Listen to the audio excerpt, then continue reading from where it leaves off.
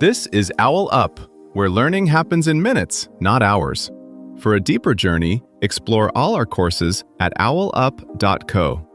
Now, let's dive in.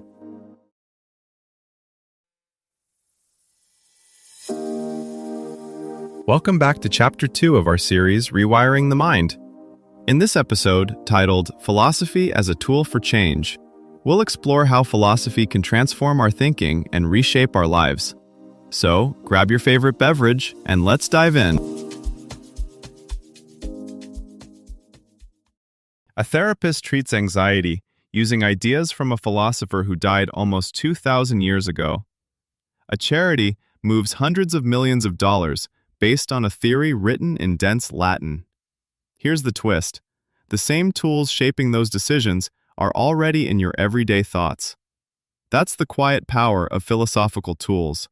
They're already steering choices about money, justice, and even mental health, usually without us noticing. When you tell yourself, "I should just push through this," or "people never change," you're not just having a mood, you're applying a crude, half-hidden worldview. And like using a blunt knife in the kitchen, you can kind of get the job done, but you'll waste effort and occasionally cut yourself. In this series, we'll surface those background assumptions and ask, who put them there, and are they actually helping you? We'll look at how movements from civil rights campaigns to effective altruism were built on explicit arguments about what matters, and how you can borrow those same patterns to revise your habits, relationships, and long-term plans, starting from the inside out. Think of this as moving from using whatever apps came pre-installed on your mind to actually choosing what runs the system. In therapy, disputing a thought like, "I always fail," isn't just self-help, it's a refined descendant of Epictetus. In politics, calling a policy unfair quietly leans on centuries of debate about justice. Even scrolling past a crisis headline because it feels too far away reflects a hidden ranking of whose suffering counts. In this episode, we'll slow those micro moments down, trace the arguments beneath them, and test how small conceptual tweaks can redirect both feelings and behavior. When people say philosophy is just talk, they're often noticing something real. Talk without any pressure from reality does drift into empty cleverness. But the tradition we're drawing on has always been tested where the stakes are high. Prisons, hospitals, exile, political collapse. The question isn't, is this interesting? But, does this actually change what happens next? Take two areas where that's been measured, not just admired. First, personal change. When Aaron Beck and Albert Ellis were building what later became CBT, they weren't trying to revive ancient texts. They were trying to stop people from collapsing under despair. They borrowed a simple but ruthless move. Treat your own thoughts as claims that must survive cross-examination. A belief like, "no one respects me," isn't a mood to marinate in, it's a hypothesis. What's the evidence? What would count against it? Could there be an alternative explanation? That pattern, turning inner monologue into something you can interrogate, comes straight from the Stoic habit of asking, is this in my control? Is this really bad or just unpleasant? Once formalized and tested, it produced therapies that outperform placebo and many older treatments across hundreds of trials. Second, large-scale change. When Enlightenment writers pushed "dare to know," they weren't merely praising curiosity. They were attacking inherited authority. If you can demand reasons from priests and kings, you can also withdraw obedience. That slogan fed reforms in science, law, and education because it licensed ordinary people to say, "show your work." Something similar happened when Gandhi fused nonviolence with a disciplined account of truth and dignity. Marches and boycotts were visible. Underneath them sat a worked-out view of what counts as legitimate power and what kinds of suffering are acceptable in resisting it. Even in today's data-saturated world, the same pattern holds. GiveWell doesn't just feel that some charities are better. It treats every dollar as a question. Where does this do the most good by the best lights we currently have? That frame channels hundreds of millions of dollars differently than they'd flow under habit, guilt, or glossy marketing. Notice the common thread. In each case, a vague discomfort. Something's off. Inside me, in this institution, in this policy, is upgraded into a precise, arguable claim. Once you can state that claim clearly, new options appear.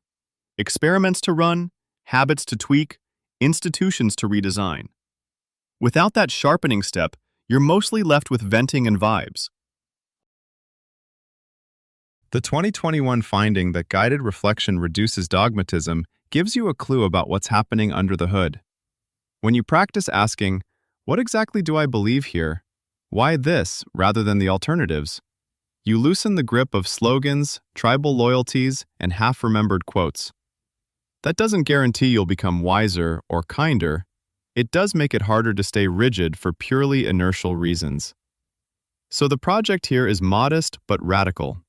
Not to turn you into an academic, but to help you catch those moments where a tiny shift in how you frame a question could, over time, cascade into different choices about how you think, vote, work, and respond to other people's pain.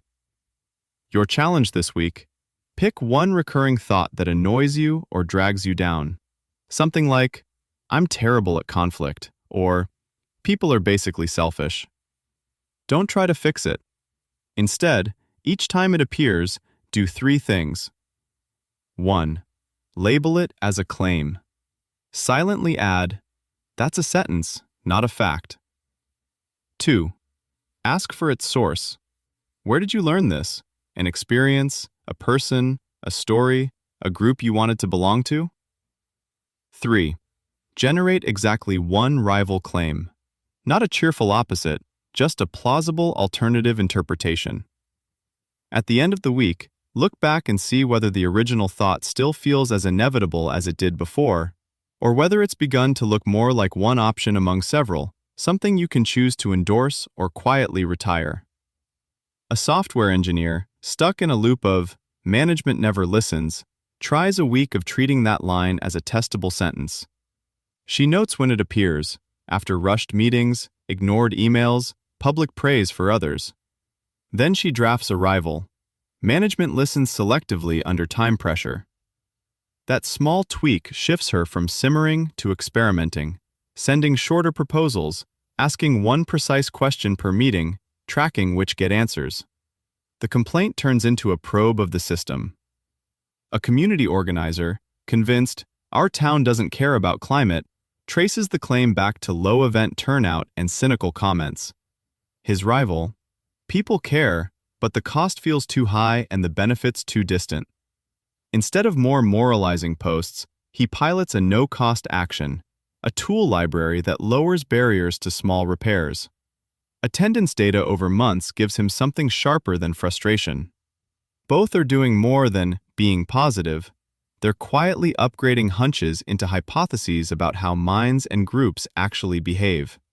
Soon, the same habits you used on one stubborn thought will be tested on bigger fronts. AI making decisions about loans or bail, cities choosing between short-term growth and long-term habitability, schools debating what children should learn about power and history. Your private "why this and not that" becomes a civic skill, like basic coding or reading charts. The more people can do it, the less our future is steered only by slogans, hunches, or whoever shouts loudest. Over time, this kind of questioning can leak into places you don't expect. How you scroll news, react to a friend's silence, or choose a project at work. Instead of autopilot, you get a slight pause, like noticing a road sign before a turn. That pause is tiny, but it's where new paths enter. Different words, bolder requests, quieter exits. Start with this tiny habit. When you unlock your phone for the first time each morning, whisper one why question about something you normally take for granted, like work, money, or success, and pause for just one slow breath before you do anything else. Later in the day, when you stand up from your chair, quietly ask yourself, what would I do differently here if I really lived by my values for the next 5 minutes? At night, when you turn off the light, recall one moment where you questioned a default assumption, even slightly, and just say to yourself, that's me practicing philosophy as a tool for change. This was OwlUp, your daily step forward. This series continues with more chapters on OwlUp.co. Visit OwlUp.co to access the complete course and continue your learning journey. See you there!